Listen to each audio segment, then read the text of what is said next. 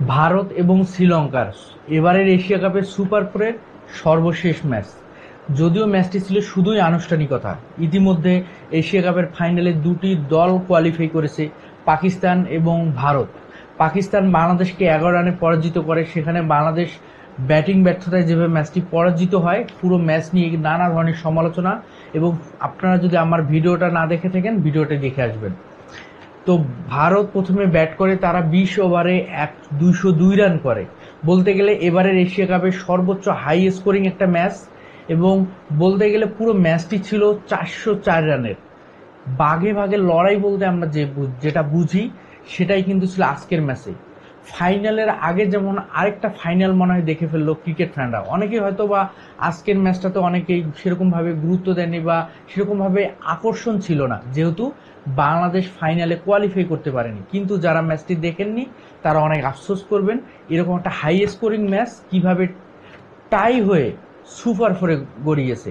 এবং সেখানে ভারত 202 রান করেছে। ভারতের বরাবরের ব্যাটিং লাইন আপে অভিষেক শর্মা যে একজন অ্যাগ্রেসিভ ক্রিকেটার, একজন ভয়ঙ্কর ক্রিকেটার, এবং ভয় ডরহীন ক্রিকেট যেভাবে খেলে থাকেন, যে মাইন্ড সেট আপ নিয়ে তিনি নামেন, অপোনেন্ট টিমের বলার যেই হোক না কেন, কোন ডেলিভারি দেখ না কেন, তার যে একটা মাইন্ড সেট আপ থাকে, তিনি শট খেলবেন এবং সেই শট সাদরে তিনি বাউন্ডারি লাইনের বাইরে পাঠাবেন। সেই অভিষেক শর্মা দারুণ শুরু।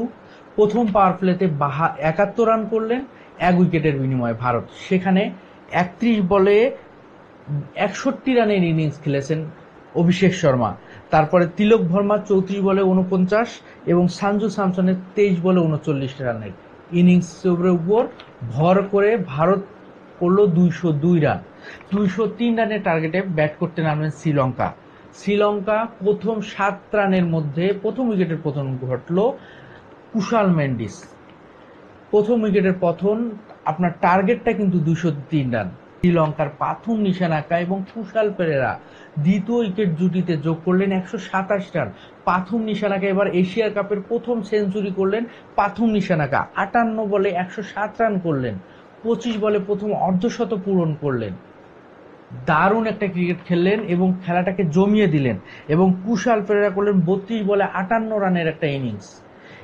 এবং সানাকার শেষ 11 বলে 22 রান। শ্রীলঙ্কা পৌঁছালো 202 রান 20তম ওভারে।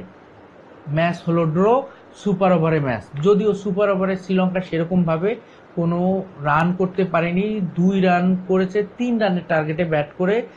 ভারত প্রথম বলেই 3 রান নিয়ে ম্যাচ ফিনিশ করেছে।